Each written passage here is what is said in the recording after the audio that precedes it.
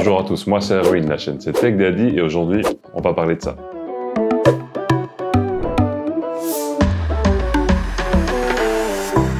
Avec une fréquence de 240 Hz, un temps de réponse de 1 milliseconde et sa compatibilité avec G-Sync et FreeSync 2, le Samsung Odyssey G9 a clairement été pensé pour le gaming avant tout. Et ce n'est pas tout, avec une luminosité de 1000 nits et sa compatibilité HDR, vous allez avoir une image exceptionnelle en jeu, mais aussi en regardant vos séries et vos films, à condition qu'ils soient compatibles bien évidemment. Mais ce qui impressionne avant tout, c'est sa taille et sa courbure, qui n'en font pas seulement un excellent écran pour le gaming, mais aussi l'écran idéal pour le travail et la productivité. Sa taille est équivalente à deux écrans 27 pouces placés côte à côte, soit 5120 pixels de large sur 1400 pixels de haut, avec l'avantage évidemment que vous n'avez pas les bordures au milieu. Et aujourd'hui chez moi justement, parce qu'ici on n'est pas chez moi, ici on est chez mon frère, chez moi justement j'ai deux écrans 27 pouces côte à côte et c'est pas du tout le même confort. Le fait de ne pas avoir les bordures au milieu, ça change complètement l'expérience. Parce que quand vous avez deux écrans, votre cou est forcément soit tourné à gauche, soit tourné à droite parce que vous ne pouvez pas avoir une application ici au milieu et c'est vraiment très dérangeant. Ici, vous pouvez vraiment couper votre écran en trois zones. Donc une zone plus large au milieu et deux zones plus petites sur les côtés. Je peux vous faire une démonstration.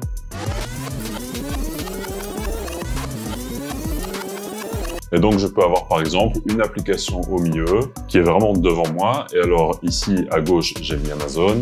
Ici, mon explorateur et un fichier Excel. Et ça me permet vraiment d'avoir une zone de travail qui est énorme, tout en ayant une application au milieu, ce que je peux pas avoir quand j'ai deux écrans 27 pouces qui sont côte à côte. Et avec le temps, quand vous commencez à avoir un certain âge, comme c'est mon cas, j'approche quand même de la quarantaine, le fait d'avoir toujours votre tête vers la gauche ou vers la droite, de ne pas avoir votre cou dans une position neutre, ça commence à provoquer des douleurs, surtout quand vous devez travailler en télétravail, vous êtes toujours à la maison, comme c'est le cas avec la pandémie, etc. pour l'instant. Et donc, le fait de pouvoir avoir un écran large comme ça, de jamais devoir passer d'une fenêtre à l'autre, c'est un confort exceptionnel. Aujourd'hui, j'ai travaillé un petit peu sur le PC de mon frère ici, parce que c'est son écran, et c'est un confort qui est totalement différent de ce que j'ai à la maison. Et un autre cas de figure dans lequel cet écran serait vraiment génial pour moi, vous savez que chaque fois que je vous fais une vidéo, ça me prend 12 heures. Je passe 12 heures à faire mon montage vidéo, et avec un écran 27 pouces, je peux mettre qu'une fraction de ma timeline. Ici, vous voyez, j'ai toute la timeline de ma dernière vidéo et je peux voir tout sur un écran. Je peux passer du début à la fin de ma vidéo et je vois tout sur l'écran. C'est super pratique. Alors, sa courbure de 1000 R est vraiment très agressive. Mais c'est quand on se met en face et qu'on remarque la sensation d'immersion qu'on a quand on se trouve vraiment devant l'écran qu'on comprend vraiment tout l'intérêt.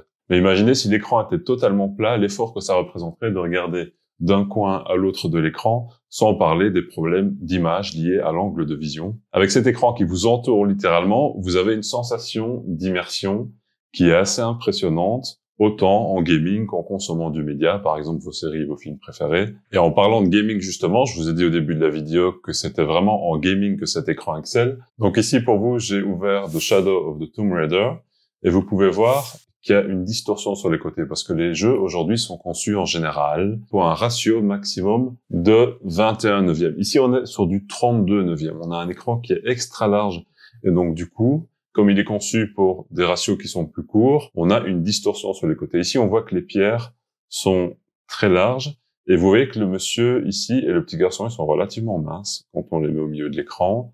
Et plus on va les mettre sur le bord de l'écran, et plus, ils vont prendre du poids. Regardez, le monsieur, il est devenu petit et obèse. Et donc, ça, c'est le problème de ce type d'écran. Si vous jouez dans des FPS, par exemple, Fortnite, Counter-Strike, Valorant, etc., vous n'allez pas avoir un véritable avantage compétitif parce que vous n'allez pas avoir plus de choses à l'écran. En tout cas, c'est le cas dans la plupart des jeux, la façon dont ils sont conçus aujourd'hui. Donc, c'est vraiment pas à cause de l'écran. Ce sont vraiment les jeux qui sont conçus comme ça. Vous ne voyez pas plus de choses à l'écran. Par contre, vous avez une sensation d'immersion et un plaisir de jeu qui est largement augmenté quand vous avez ce type de résolution devant vous. Et personnellement, pour avoir joué à divers jeux sur cet écran, c'est vraiment pas gênant, on s'en rend vraiment pas compte. Ici, c'est vraiment parce que je cherche les problèmes que je m'en rends compte, mais en principe, on regarde vraiment au milieu de l'écran, et le reste, c'est vraiment la zone périphérique. Et donc, je préfère nettement travailler sur ce type de résolution que sur un écran 21 neuvième. Et à noter aussi que de plus en plus de jeux sont conçus en tenant compte de ce type de résolution, et donc c'est un problème que vous allez avoir maintenant sur les jeux actuels, mais ça va être de moins en moins le cas. Donc c'est un bon investissement à faire aujourd'hui. Ce type d'écran est vraiment extraordinaire pour le gaming. Et je vais vous montrer sur aussi un autre jeu. Donc ici, je vais vous montrer Forza Horizon 4. J'ai installé la démo spécialement pour la vidéo. Alors évidemment, dans les séquences qui sont préenregistrées, qui sont pré-rendues, vous n'allez pas utiliser pleinement la résolution, ça c'est normal. Voilà, donc chaque fois que vous allez avoir une séquence comme ça, vous allez avoir des bandes noires à gauche et à droite, ça c'est normal. Bon, alors ne jugez pas trop mes qualités de pilote, je connais pas bien le jeu. Ah. Mais, voilà, comme par exemple ici.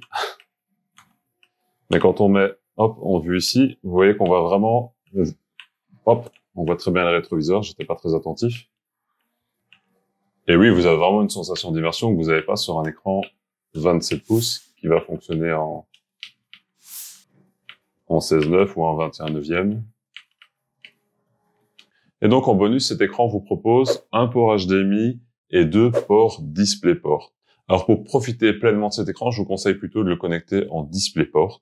Mais le fait d'avoir 3 connecteurs comme ça vous permet de connecter 3 appareils simultanément. Par exemple, votre tour principal, votre laptop du bureau et votre Nintendo Switch. Et vous pouvez switcher comme vous voulez entre les 3. Et alors, vous pouvez aussi avoir 2 appareils affichés ensemble sur l'écran. Par exemple, vous avez la partie de gauche dédiée à votre PC ici et la partie de droite dédiée au laptop pour travailler. Et donc, vous pouvez, sur le même écran, travailler sur 2 appareils simultanément. C'est hyper pratique. Alors maintenant, on va parler des défauts. Alors, il y en a pas beaucoup, il faut vraiment les chercher, mais quand on dépense 1500 € pour un appareil, c'est bien de savoir ce qu'on achète. Alors, un des problèmes que vous avez sur ce type d'écran, évidemment, c'est qu'il prend beaucoup de place, mais c'est tout l'intérêt de l'écran. Donc, je l'ai mesuré. Il mesure 115 cm de large et il mesure quand même 39 cm de profondeur. Donc, ça nécessite quand même d'avoir un bureau relativement large et relativement profond. Sa courbure en fait un écran très immersif pour une personne. Si le but c'est de regarder un film à 2, c'est vraiment pas l'écran pour ça. Mais ça peut être un avantage si le but c'est qu'on vous laisse tranquille. Alors ce n'est pas de sa faute, mais un écran de 5120 pixels sur 1440, ça fait plus de 7 millions de pixels à afficher. Et donc, notamment en gaming, ça nécessite parfois d'avoir une carte graphique un peu plus puissante. Ici, par exemple, dans ce PC, avec une RTX 2060, quand on joue à un jeu comme Destiny 2, il n'est pas rare de descendre dans les 40 images par seconde. Alors évidemment, avec tous les détails en ultra, avec les paramètres du jeu au maximum, mais ça arrive de descendre quasi à 40 images par seconde. Mais pour moi, cet écran vaut vraiment chaque euro qu'il coûte. Je vous mets un lien dans la description si vous voulez voir le prix. Si vous cherchez vraiment l'écran ultra large ultime, c'est celui-là. Il y a vraiment pas mieux. Mais par contre, je suis conscient que 1500 €, c'est pas à la portée de tout le monde. Donc, je vous fais d'autres propositions dans la description de la vidéo. Il y a notamment le G7 qui fait 32 pouces, mais qui coûte la moitié du prix. Et donc, hormis sa taille et donc évidemment sa résolution qui sont plus petites, il est vraiment identique au G9. Donc, il a les 240 Hz, le temps de réponse de 1 milliseconde. Il a vraiment tout ce que le G9 a, sauf qu'il est dans un format plus petit. Si vous voulez vraiment un 49 pouces, je peux vous recommander un autre modèle de Samsung, le CRG9, qui est un petit peu plus lent. Sa courbure est un petit peu moins agressive, donc il est un peu moins immersif, mais il va vous coûter un peu moins de 1000 €, ce qui fait quand même une différence substantielle dans le prix. Sinon, en 49 pouces, LG et Dell proposent aussi des alternatives que je vous liste ici dans la description. Mais ils ont souvent un élément qui me gêne. Ils se limitent souvent aux 60 Hz ou aux 1080p pour un prix qui est quasiment équivalent. Voilà, donc c'est tout pour aujourd'hui. Mettez un like, abonnez-vous et bonne semaine tech à tous.